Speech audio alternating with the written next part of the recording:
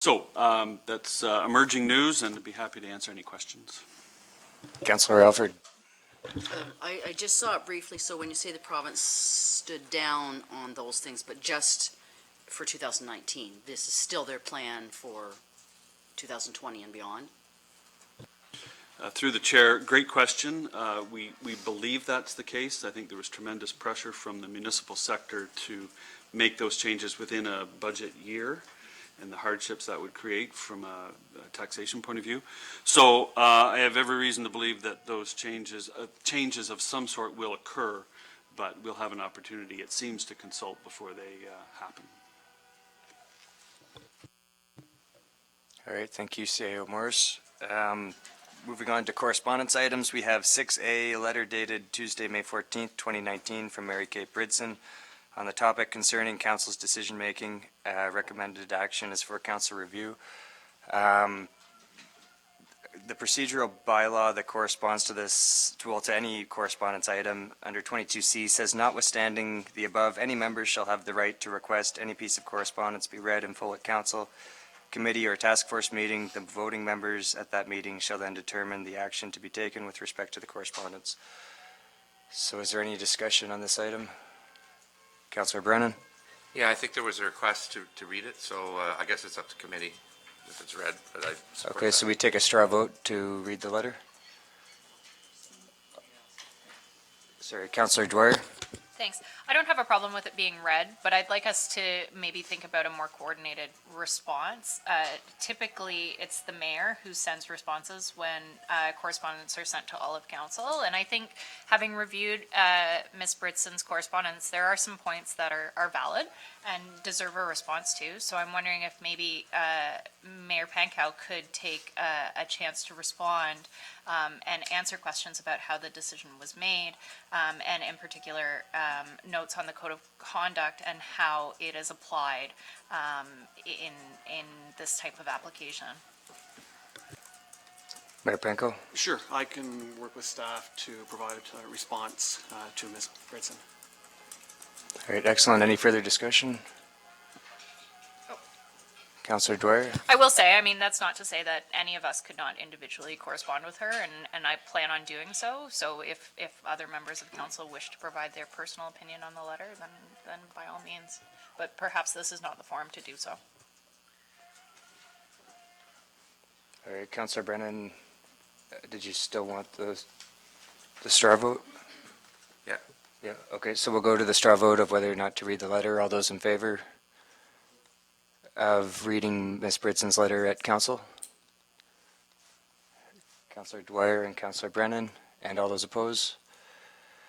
Councillor Alfred, McKenna, Allen, and Mayor Pankow. So the motion does not carry.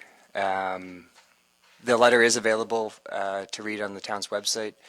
And if anybody's reading the letter and they feel very strongly that any of the issues brought up require further investigation, I encourage you to contact Director Costello, and she can direct you towards the right outlet to file a complaint against council. With that in the books, we'll move on to 6B, letter dated May 19th, 2019, from Paul Klassen, Sergeant of the Smith Falls Police Service. Topic was exemption request to street toll location in the temporary road closure and street toll bylaw. The recommended action is for council review and direction. Is there any discussion for this item? Councillor Dwyer. Just a point of clarity. When I read the letter, it talked about a permanent exemption. Is this something that's being requested so we don't have to consider it on a year-round rate? And are there any other street tolls that have been provided permanent exemption? Perhaps we could discuss it further as a priority issue, just Perfect. so I Okay. can give a background and you can give staff direction moving forward. Okay, so why don't we move that to before item 8A, just because we're on a tight clock tonight. So we'll move on to 6C, letter dated April 30th, 2019, from the Municipal Property Assessment Corporation. Any discussion on this item? All right, moving on to 6D, notice of a public meeting from the Township of Montague. The topic's a zoning bylaw amendment respecting 101 Rideau Avenue North. Any discussion? All right, moving on to 6E, email dated May 10th, 2019, from Councillor Tom Maracas from the town of Aurora. Motion to oppose Bill 101. I declared a conflict on this, so I will not participate. So that'll get passed back to Peter. So Peter, could you chair this portion of the meeting? And everyone had a chance to review that letter. I know there was a question. I don't know if we should just move it forward for discussion under priority issues, or do we want to deal with it? So if you want to do an action, it needs to come out as priority issue. I know there were some questions about it and some action, so can we move it into the priority items? Yes, Councillor Brennan. Yeah, I think we should, but maybe not tonight. I'd like to have Yeah. staff have a look at it, Carl and everyone, and then come back with probably a more fulsome discussion later. I think that was an opinion. Yes, Councillor Dwyer. The challenge is that the ERO commenting window closes on June 4th, which is next week.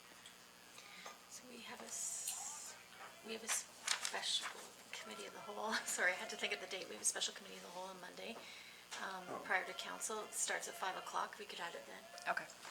Okay, that's the direction. Okay. Okay, thank you. Councillor Dwyer, or McGuire?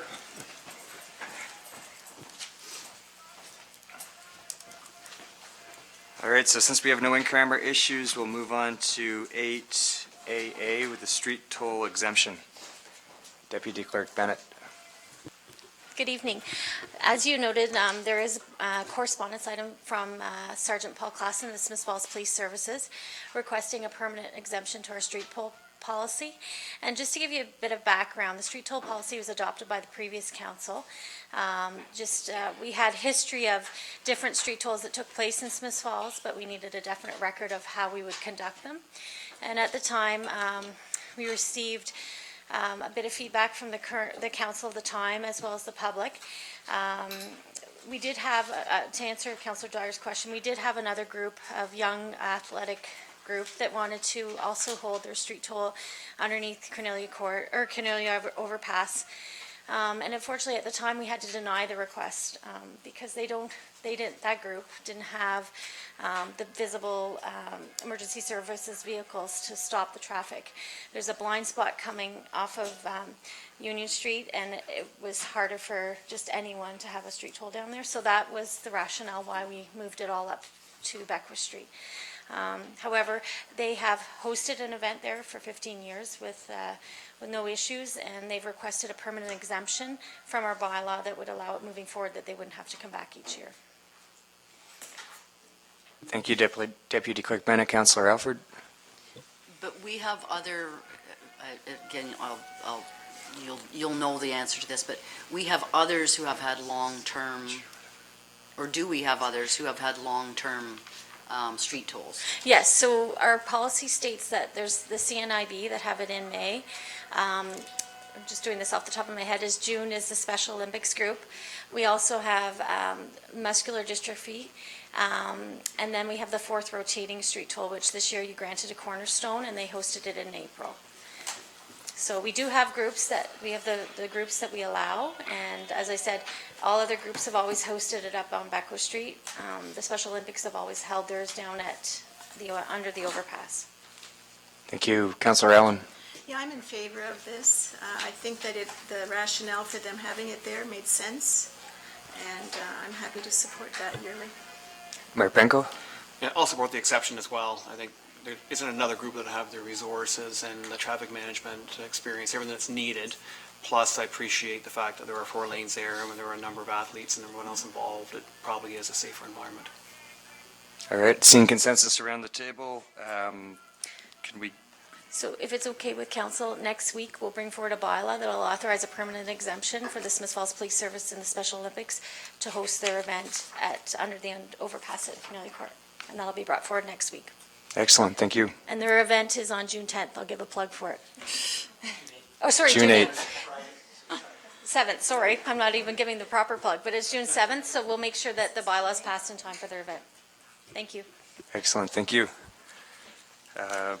Moving on to 8B 2019 tax rate report, Treasurer Kozil.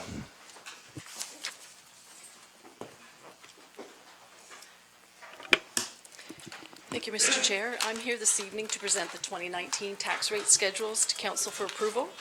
A bylaw is required each year following budget approval in order to levy taxes.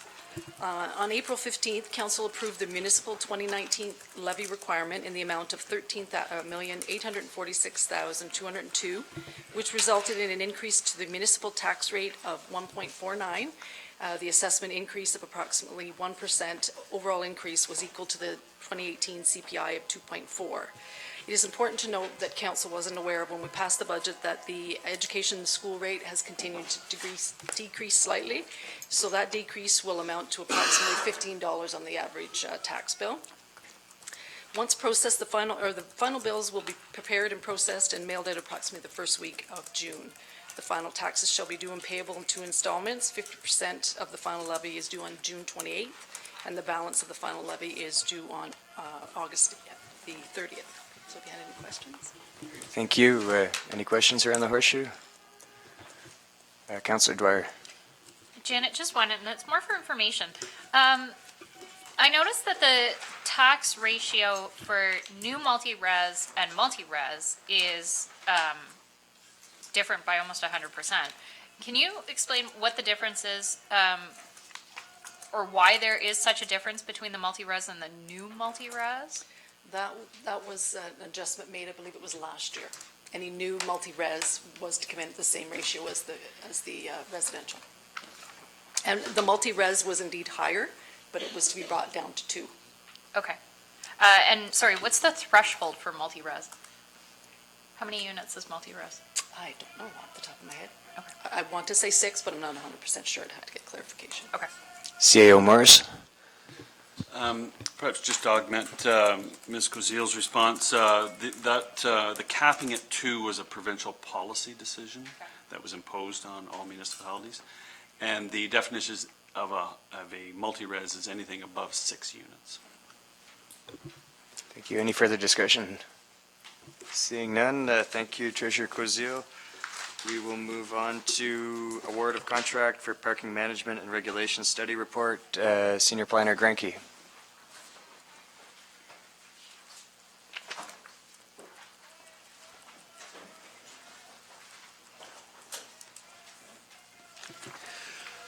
Thank you, Mr. Chair. Good evening, everyone. I'm just speaking on one of the policy items that we're going to be working on in the coming year. So, as Council will recall, in December 2018, Phase 1 of the parking utilization study was presented to Council by Paula Nichols. She evaluated the overall utilization of parking on Beckwith Street and the side streets, and the report had identified that there's a fairly fluid turnover. However, for the most part, there was a reasonably adequate supply of parking in most areas downtown. However, there's always the plan for a second phase of this process, and that would dig in more towards the regulation and the management aspects. So Council had set aside some budget for 2019 to undertake this the second phase. So a couple of the key items that we would be looking at are the management strategies and regulations. That's looking at the pay for parking options, as well as best practices for parking rates, the appropriate allocation of accessible parking, and also looking at some of the changing industry standards and also opportunities such as ride sharing, and potentially could look in towards some amendments to the parking bylaw. Zoning is another proposed changes to or potential changes to the zoning bylaw would be another deliverable for the parking study. Our zoning bylaw requires parking to be provided for every type of land use, and these standards that we have been in place for many years, and from our perspective, we want to make sure that they're still relevant, and are there opportunities for efficiencies and for sharing, and also have a look at an appropriate cash in lieu of parking strategy. So those are. So what we're hopeful is that this parking study can inform some policy changes in our zoning bylaw, parking bylaw, and perhaps elsewhere. So in March, staff sent out a request for quotations. We contacted close to a dozen planning and transportation consultant firms with our RFQ document, and also posted on social media. So we had anticipated that the cost would be around $20,000. However, we had a little bit more budgeted from the carryover for last year. So I'm pleased to note that we received three qualified applicants, or three qualified bidders for this work, and myself, Director Costello, and Director Dunlop carefully reviewed the proposal here. So our budget is $30,629 for the project this year. The two low bidders came in close to that figure. J.L. Richards came in slightly more, and WSP came in just a little bit less. And these figures are net of the HST. So that was worked in there. So J.L. Richards was a slightly higher bidder, and however, staff are recommending, in light of the relatively small difference in cost between them, the staff collectively scored the J.L. Richards submission slightly higher, as it was felt the work plan represented a more thorough investigation of the industry practice, and a detailed work plan itemized in significant detail who would be performing which tasks, and some more firm details on what we were buying. So that's the staff recommendation. Certainly, we're confident that either of those two firms would be quite well qualified to undertake this work. The third bid we received from PN Parking Solutions and the BA Group was somewhat higher, in the range of $40,000. So we're not recommending that be selected. So the staff recommendation this evening is to proceed with the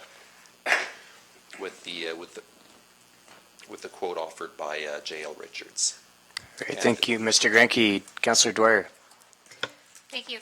Carl, your staff report notes that the bid includes 2 stakeholder consultation sessions. Can you describe what that will involve and who it will involve?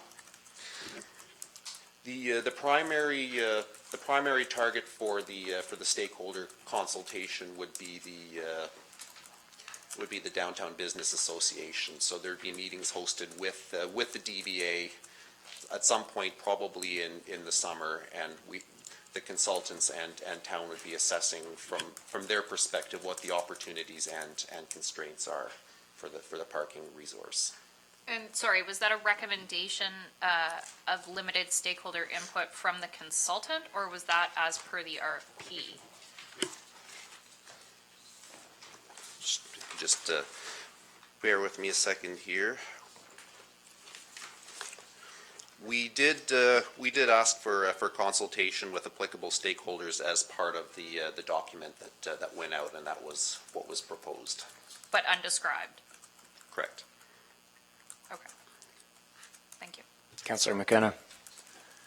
Carl, one of the 3 basic components, the first one, parking management strategies and regulations, that first one talks about evaluate pay for parking options, assessing capital operating maintenance. Is that where you would look at the snow removal, whether we stick with a traditional pole stuck in the middle of the street?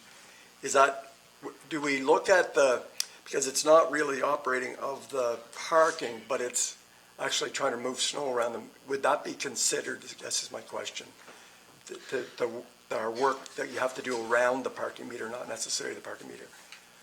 That's a good question, Councillor. Okay. Director Dunlop would be the best person to respond to that. I'll make note of that, unfortunately. Okay. CEO Morris.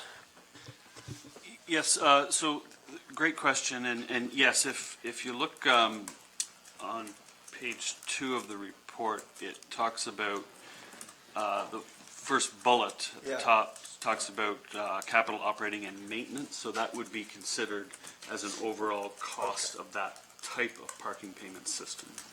That's where I looked, and I was making an assumption, but I wanted to clarify. Thank you. So it's a full cost accounting of implementing various types of payment systems. Mayor Panko. Thanks, Carl. The Phase 1 study suggested that there is adequate parking through most times in the downtown based on realities established last year. But if we're looking to the future, has a process or methodology been determined that would assess growth rates different than what we have in our OP when it comes to future demand for parking? Or what methodology will be used?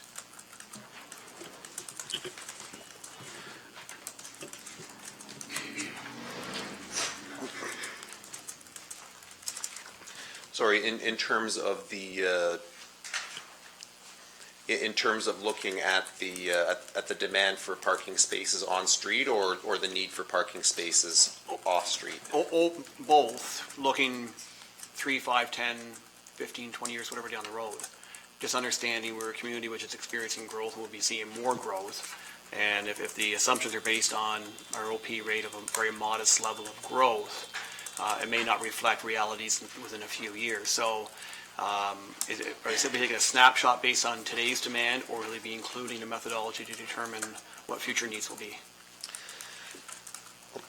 No, I think it's certainly very fair to say that our official plan, it's an excellent document, but it represented a period of time. It was approved at a period of time when we were seeing not a lot of growth downtown, and certainly from what I'm hearing from the development community is we're seeing a greater demand for parking, especially residentially. A lot more of the residents who are looking to move into town have parking needs where there may have been less of that beforehand. And I think also looking at the zoning provisions for identifying individual land uses and determining whether this is, especially looking at Uber and various other transportation options that may not have been there decades ago, assessing whether the numbers that our zoning bylaw specifies are still valid. So I think that would certainly be something that the town would need to work out with the consultants to determine how we would specifically address that and how that would be implemented in future policy.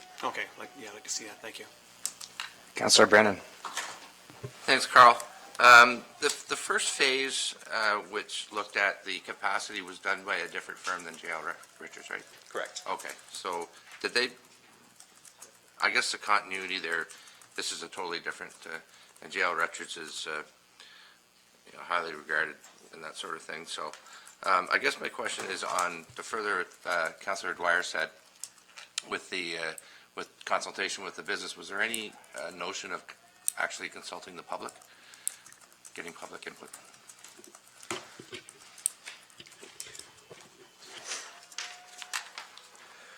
I think that's an essential part of what we would certainly would want buy-in from beyond the business community. We'd want buy-in from people who are going to be using it as well. I think it's very fair to say that is a piece that we would look to incorporate through the process. That's good. Either through our online portal or elsewhere. Okay, thanks. CEO Morris. I believe Mr. Grenke just answered the question I was going to answer. We asked for 2 public interactions with stakeholders, and if council felt that the general public was important, we can certainly do that. Excellent. Any further? Councillor Alford. Yeah, I'm interested, and I've mentioned this before, that it appears that the demographics of downtown is changing with more people seemingly wanting to move and live downtown, so that, and I know that's sort of building on what Mayor Panko had said, that I'll be interested, and I hope it's part of the parking study to consider that there may, if all of the rental spaces in Smiths Falls that are available now and the ones that are being built all require parking, then we're going to probably have to look for some innovative ways to solve that as well, rather than just do parking, cash in lieu, and have those people street parking. So, Councillor Dwyer. Yeah, I mean, J.L. Richards is a very apt firm to do this work, and it would not be beyond them to include a mini residual analysis for projected intensification within the study area. So I think it kind of goes without saying that they're aware of our climate in town. They've worked in this town before and they follow what's happening here. I'm sure asking them to do a mini residual analysis would not cost us anything on top of what they've already quoted. Thank you, Councillor Dwyer. I'm seeing consensus around the horseshoe to go forward with J.L. Richards. All right, thank you, Carl. While you're up there, we'll go to Community Improvement Plan application for funding, Bowie's Bar at 20 Russell Street East.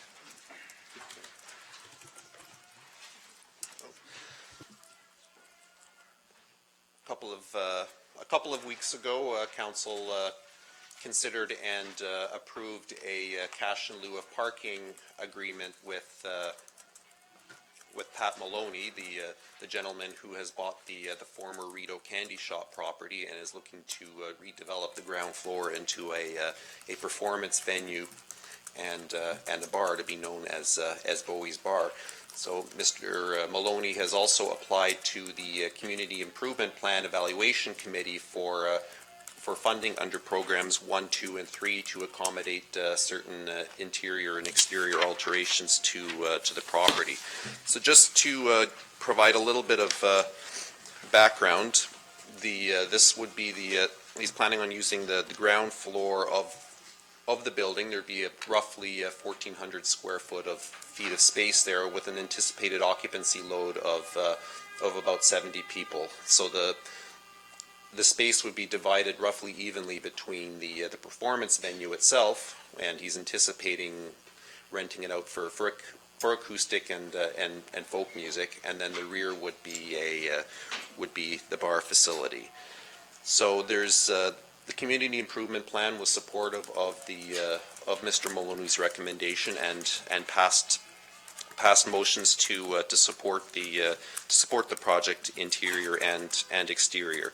So some of the exterior that's proposed to be funded under Program 1 would be replace the windows over the facade, clean and repair the brickwork at the facade, exterior paint of the commercial of the front, a new door, a hanging sign and wall, and two gooseneck lights. So the proponent, so you would be eligible for 50% of the cost there, up to a total of $10,000. So the committee is recommending a total of $6,520, which is based on the estimates that he provided. For Program 2, the CIP document outlines a wide variety of interior improvements that are eligible for CIP funding, and the committee took a close look at what was being asked for and felt it was important to scope the approvals to the sorts of items that really bring value to the town and really make an interior space of public, usable for public benefit. So the 3 items that the committee agreed to fund were the electrical work, new plumbing and rough-ins, and new washrooms for assembly use and accessibility. So the program that he applied to under Program 2 would we can fund up to $20,000, again representing 50%. The applicant also asked for and the committee approved a building permit rebate as well. So we feel that this is certainly an interesting and very intriguing project. The applicant was provided our downtown design guidelines at the outset of the process, and the committee felt that very strongly that he worked within those and is looking to design a facade that's quite sympathetic to the existing streetscape. We also note that there's a number of new restaurants that have opened up in that block over the last few years. It's generating a little bit of after-hours activity at that end of downtown, and this would add to it. So certainly we feel that this is we welcome Mr. Maloney and glad that he's in town, and we also feel that that the CIP application represents a good use of the CIP program to encourage positive development in the downtown. Great, thank you, Mr. Granke. Councillor Allen. Yes, I just have a couple of questions. The first one, the sign that you gave us, is that going on the glass above the door, like beside the door above in that from the hand, like the black and white picture? Is that where that sign is going? Yes, Because and- there's also a hanging sign from the iron angle bracket. Is it the same sign? Twice? Like on the window and then in the hanging bracket? So the hanging sign, that is, certainly the dimensions there aren't exactly as they would appear, but that is the design for the hanging sign, the first one. The wall sign concept, if you just...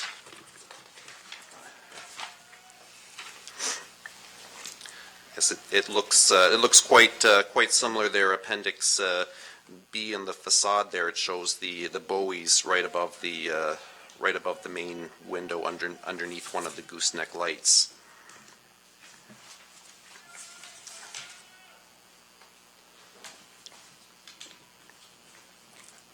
Councillor Dwyer. Thank you. Carl, this project represents one half of a semi-detached dwelling. I'm concerned about the continuity, particularly on the painting of the top frieze, how that's going to work. Is the proposal to dramatically change the color of the frieze, or are they going to try and paint match as close as possible, or are they just going to do the entire panel? The understanding, good question. The understanding I have is that they're intending on leaving that upper level as close as possible to what we have right now. I can certainly follow up with the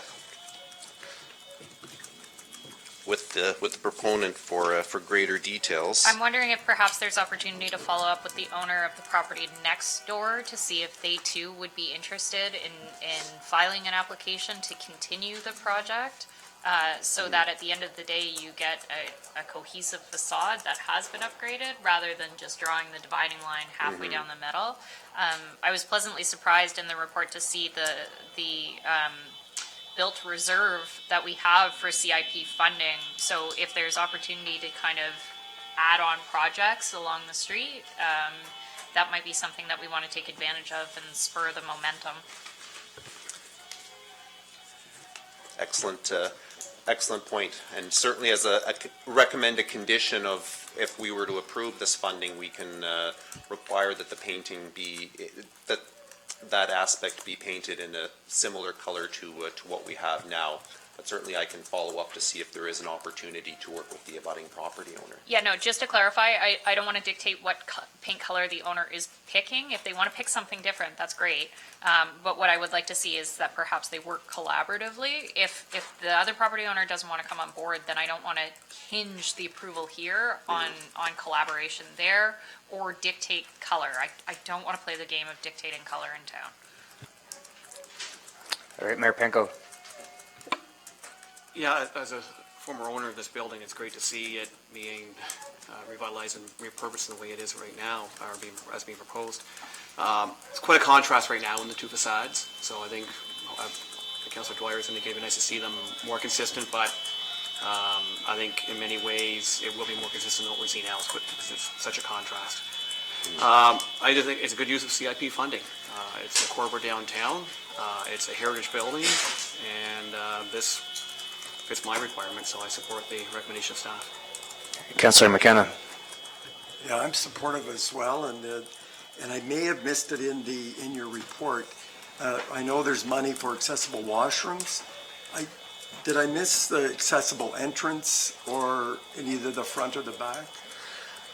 He is proposing, through the chair, the proponent is proposing an accessible entrance through the back. Unfortunately, the streetscape at the front does not lend itself to that. Okay. Was that in there and I missed it? That's fine. I'm not sure it was in the report, but it certainly was noted in... Okay. That's terrific. Thank you. Thank you. Yeah, that's a great point. I know our former Lieutenant Governor David Onley had a big report where, they had these accessible washrooms, but he couldn't get up the steps. So I think that would definitely be great to get it written in. Councillor Brennan.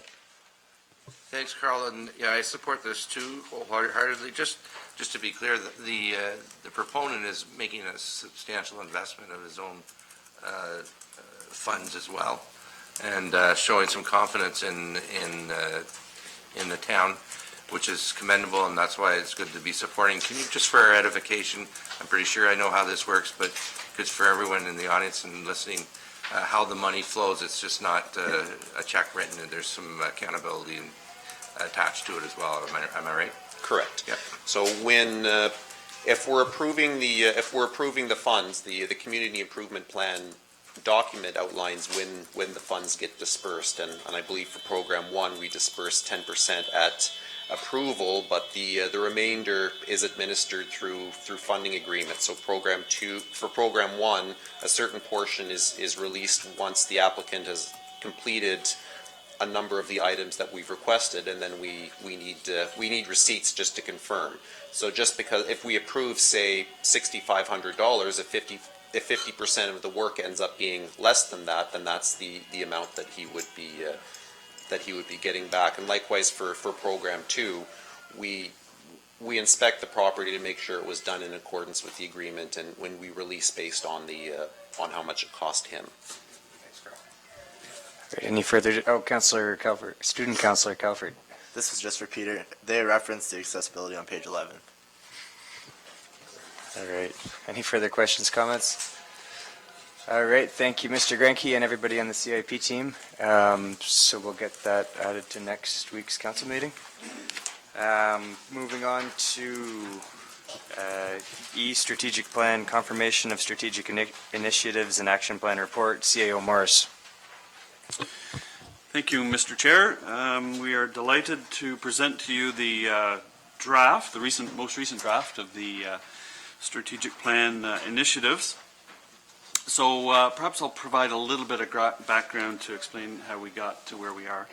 So back in January, we had a facilitated strategic planning session in this room with council and senior staff.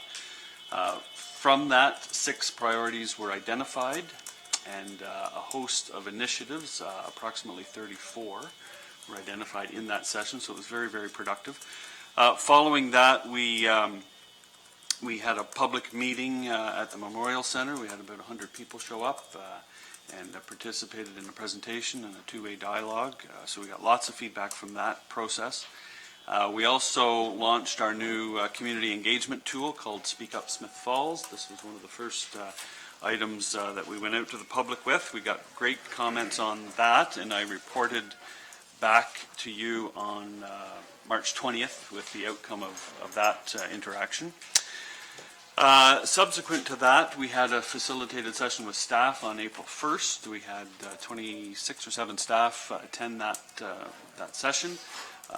Much of that was devoted to operationalizing the plan and talking about how we're going to help council achieve the 6 priorities. From that, we generated a lot of ideas. In fact, many more initiatives came out of that session. We've added a few in here for your consideration, certainly not all of them. Some of them were, I would say, operational in nature, so we'll capture those separately outside of the strategic process. Some of them augmented initiatives we already had with further ideas. And some we felt were great ideas, but perhaps beyond scope of this exercise. So we then distilled that down into what you see in the written report provided to you. The green items in the dashboard format are the ones that council had identified and endorsed, not endorsed, but identified in January. The blue ones are the ones that came out of the staff session. So I would also draw your attention, there are 8 blue ones, by the way, giving us a total of 40 initiatives. So 40 things that we need to do that we believe will advance all 6 strategic priorities by the end of 2022. So you'll see we've identified a lead person to get that initiative going. We've identified timelines for completion. Staff will have a more robust project plan in terms of key milestone dates, but we haven't provided that in this context. But we have provided a measurement. It's important in any strategic planning that we understand when we get to the end, how do we know we've arrived? And we've tried to identify the performance measurement. In some cases, there is a status. Some work has already begun. And then, of course, we've identified the budget if we know what the budget is. Some of these initiatives need to be fleshed out so we understand the scope of them. But for those where we understood the budget, or it was already approved in the 2019 budget, for instance, we've identified it. Certainly, as this process moves along, each budget year, we will refine those figures so that we can capture them in the budget. So there is a direct connection between the budget you approve and the priorities that you've set. I would also point out that we've consolidated a few of the initiatives, and I would draw your attention to priority number 1 for housing. We had several more initiatives. We collapsed them into 1.3. You'll notice there are a lot of items within 1.3. We felt they were all similar and could all be accomplished by the task force. So we reduced some of the green ones, we added the blue ones. The net difference is we've gone from 34 initiatives to 40 initiatives. And at this point, we would welcome any feedback on do these make sense. The last point I would make is the 6 priorities did not change from the beginning. They've remained the same throughout the whole process. It's a matter of how we achieve those priorities that has changed and evolved. So our plan after council endorses the initiatives and the action plans would be to put it together in a report and bring that back for final approval once everyone's comfortable with what you're agreeing to. So perhaps I'll pause there and answer questions. Thank you, CEO Morris. Councillor Dwyer. Thank you. I feel like this is a really significant document to the next 3.5 years of our term. And given that we only just received it, I'm wondering if we can defer it. It's already 5:45, and we all have an engagement tonight. So with council's consensus, perhaps we could defer until the next regularly scheduled meeting?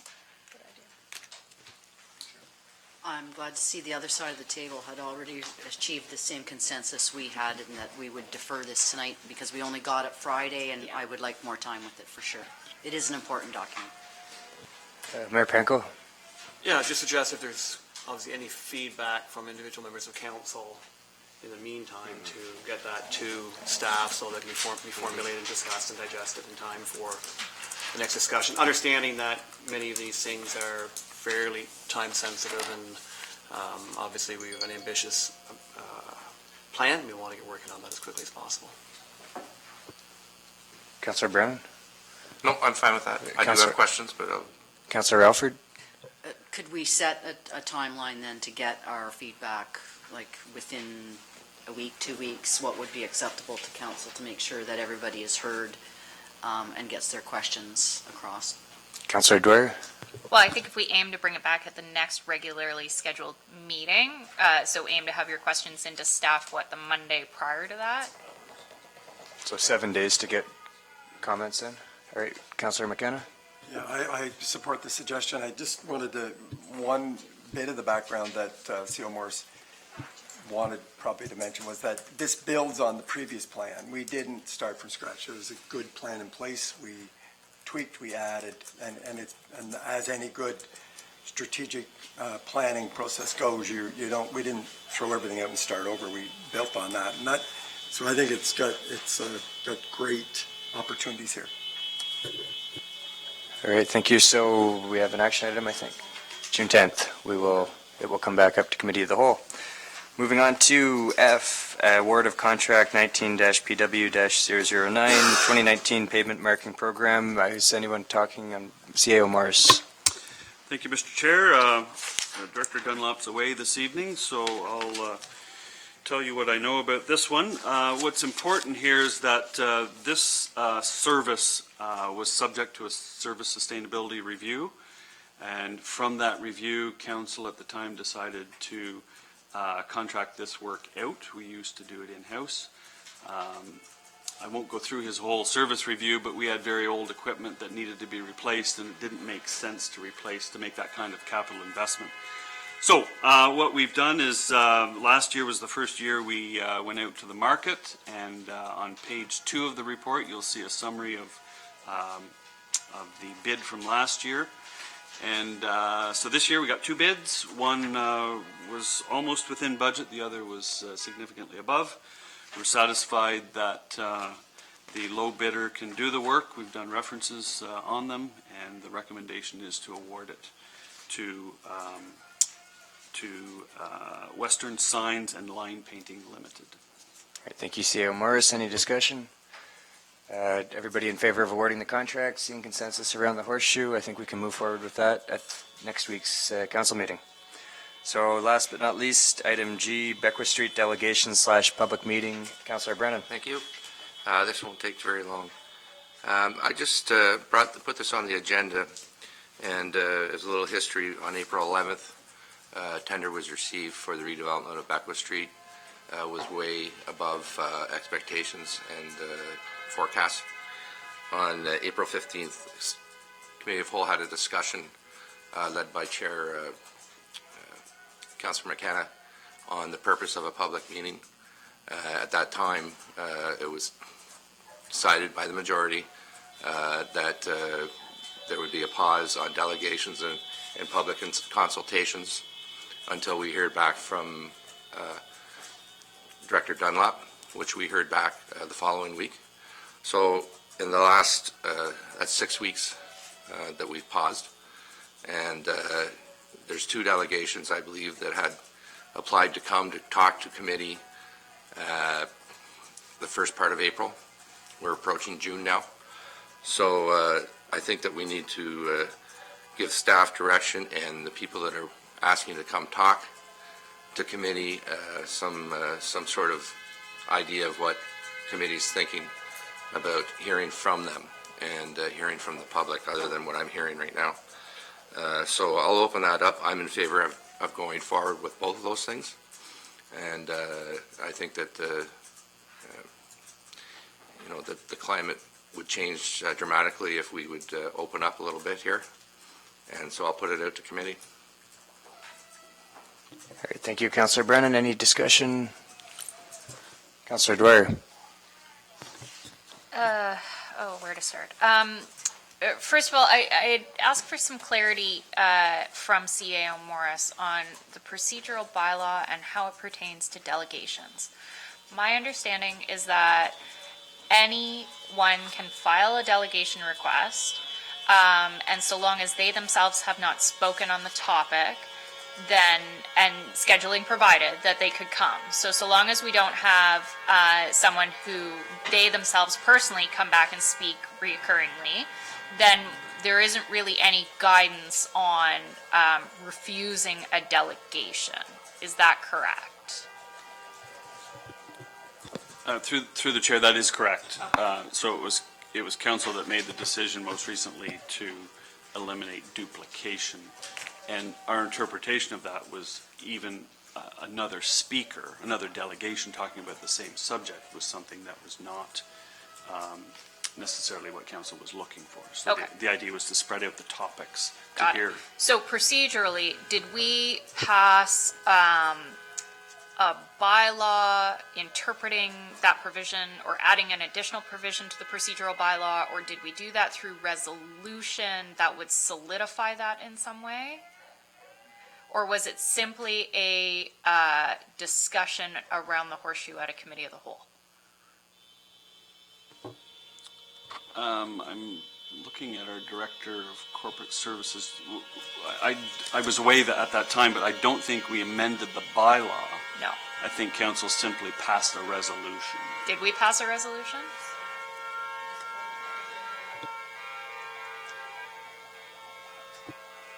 Okay, so the reason I'm going through this chain of questions is because there is a procedural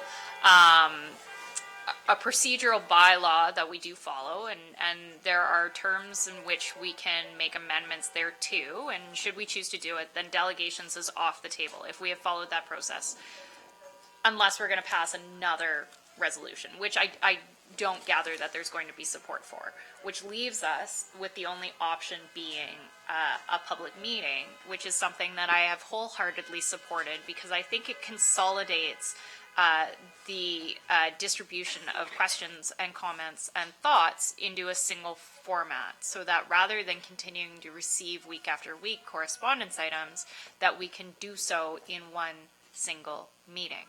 And I think that we should have done that months ago. So I am in favor of proceeding with a public meeting at this point. My second fear is that Carl is about to launch into public consultation around parking study, and I don't want to see the viability of that project lost because suddenly we've got a format that we haven't done our due diligence and provided previously. Deputy Clerk Bennett. Just to answer Councillor Dwyer's request, we did pass Resolution 2019-04-107, and it stated that Council of the Corporation of the Town of Smiths Falls defer all discussion delegations on the Becker Street redevelopment until after the presentation respecting the tenders provided by Director Dunlop. All right, thank you. Further comments, Councillor Alford? No surprise that I don't necessarily agree with Councillor Dwyer or Councillor Brennan on this subject. And I would love to have a fulsome discussion about this and perhaps put a final period at the end of this question about public meetings regarding the complete streets model that council has already decided on. And that we know there is not 2/3 majority to revisit or reconsider. So I again, as I have said before in the past, what is the purpose of the public meeting? And I have not had a fulsome answer to that. If it is not trying to have council reverse itself, which we have affirmed and reaffirmed isn't going to happen. So I would love to undertake a more fulsome discussion. As Councillor Dwyer has pointed out, though, there is another pressing engagement that council would like to attend. So if you want to defer that discussion to the next committee of the whole, I would be fine with that. But I don't know that we want to fully take that on tonight in light of our other engagement. But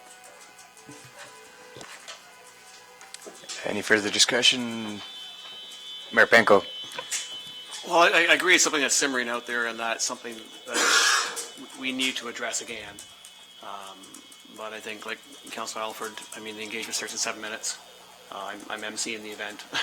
I don't know if tonight's a good time to get into a deep discussion on this, especially because there's a sensitivity of it, and I'm sure it's something that all of council would like to weigh in on completely before we make any final determination. So whether we have time at next week's special CAL or the following CAL, at this point, I don't think a delay of a week or two would be critical. CAO Morris, do we know when Director Dunlop's going to come back with his recommendation? The recommendation on the tender we received, we have till August 11th. So we've just started discussion, so my suspicion or my expectation would be probably July. Okay, thank you. Seeing no further discussion. Personally, I depending on how the negotiations go with Director Dunlop, I think it could significantly change the scope and the nature of the project as previously discussed. So I am definitely in favor of a public meeting to present those changes and to discuss those changes. And I think it's great that we can discuss it at the next committee of the whole that has time for it. If council wishes, there's a special committee of the whole scheduled for next week. If you wish to discuss it there, otherwise it would wait to the next regular, which is the 10th. So it's up to council. Right now, it's not a heavy agenda for the 3rd. Personally, if we're not going to get an answer from Director Dunlop until July, I don't see a reason to rush it, but is there any? Councillor Brennan? Yeah, the people that asked to come here at the 1st of April, I think they deserve a response about what we're doing here. Councillor Dwyer? Sorry, correct me if I'm wrong. Deputy Clerk Bennett, what you said was that the delegations were deferred until such time that Director Dunlop came back, which he did, and thus the resolution no longer applies. So anyone who had filed a delegation, or consequently we have refile a delegation, would be permitted to come as a delegation unless we're going to pass a new resolution. Is that correct? That is correct. Okay, so if anybody walked in tomorrow with a resolution or a delegation request respecting Beckwith Street, the clerk's office would schedule them as availability permits onto the agenda unless council passes a resolution otherwise. I'm not saying I'm going to support it, but if that is the process that council wants to follow, then that is what we would do probably at the special council meeting, or sorry, the regular scheduled council meeting next week. Councillor Alfred. Then I think Councillor Dwyer has just given us one path, is that at the COW, we can discuss whether we need or want another resolution regarding perhaps not the repeat of individuals, but repeats of the same information coming back. Now, I don't know what the delegations look like. I haven't read them, but I think that is a path that we could discuss if or whether there is another resolution required at the one next week for a fulsome discussion on the following committee of the whole about this public meeting and forums of that type. Okay, so am I hearing the consensus is June 3rd or June 10th? 3rd? Okay, so June 3rd, this will come up at the special committee of the whole meeting. Seeing no standing items, I'll take a motion to adjourn. Councillor Brennan, seconded by Councillor Alfred. All those in favor? Adjourned.